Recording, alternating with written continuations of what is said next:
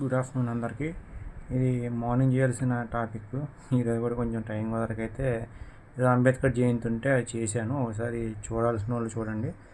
And నా first వీడియోలో ఉంటుంది అది. దీని తర్వాత వీడియో ఇప్పుడు నేను చేస్తాను కాబట్టి మార్నింగ్ అప్లోడ్ చేశాను.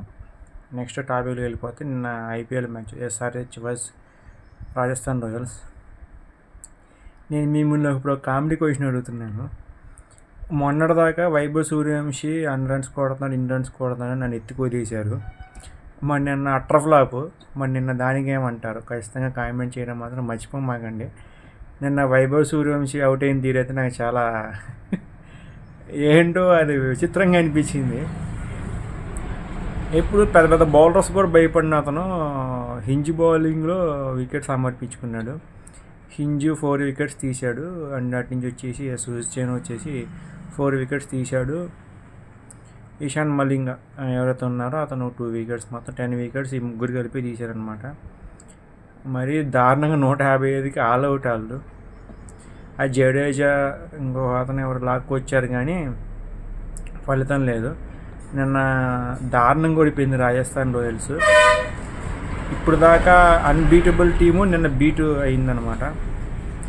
సో నేను చెప్పదలుచుకుంది ఏంటంటే ఓడలు బండ్లు అవుతాయి, బండ్లు ఓడలు అవుతాయి. ఏదైతే ఏమో అవుద్దో మనకు చెప్పలేం. సో ఒకే దాన్ని పొగడడం తప్పు, ఒకే దాన్ని తిట్టడము తప్పు, ఒకదాన్ని చులకలు చేయడం తప్పు, ఒకేదాన్ని తక్కువ చేయడం తప్పు. మొదట ఎస్ఆర్హెచ్ని పాపం అడ్డమైన తిట్లు తిట్టారు, అది సరిగా ఆడట్లేదు ఏందని. నిన్న అంతా షాక్ అనమాట. ఓన్ స్టేడియంలో అది వేసిన బౌలింగ్కి, ఎస్ఆర్హెచ్ వేసిన బౌలింగ్కి అందరు ఫిదా అనమాట. ఇంకా ఆ హింజ్ అయితే నేను ఫుల్ ఫిదా అయిపోయాను. ఒకే ఓవర్లో 3 వికెట్స్ అంటే ఐపీఎల్ చరిత్రలో ఫస్ట్ టైం అంట, అది ఫస్ట్ ఓవర్లో అని నేను జరిగింది.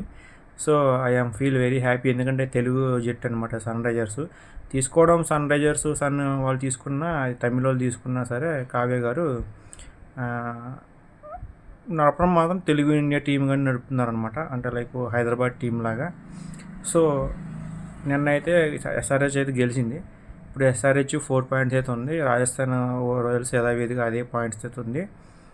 ఇంకా ఏది కదలలేదు. కానీ ఎస్ఆర్హెచ్ కొంచెం ముందుకు వచ్చినట్టుంది నాకు తెలిసి. నేనైతే పాయింట్స్ టేబుల్ చూడలేదు. మీరు ఏమైనా పాయింట్స్ టేబుల్ చూస్తే ఖచ్చితంగా కామెంట్ చేయండి. సో ఏ టీంని సరే తక్కువ అంచనా వేయకూడదు. ఇది ఐపీఎల్ అనమాట. మిగతా ఇప్పుడు ఆస్ట్రేలియా తక్కువ అంచనా వేయకూడదు, న్యూజిలాండ్ తక్కువ అంచనా, ఇండియా తక్కువ. కానీ నేను ఐపీఎల్ గురించి చెప్తున్నాను.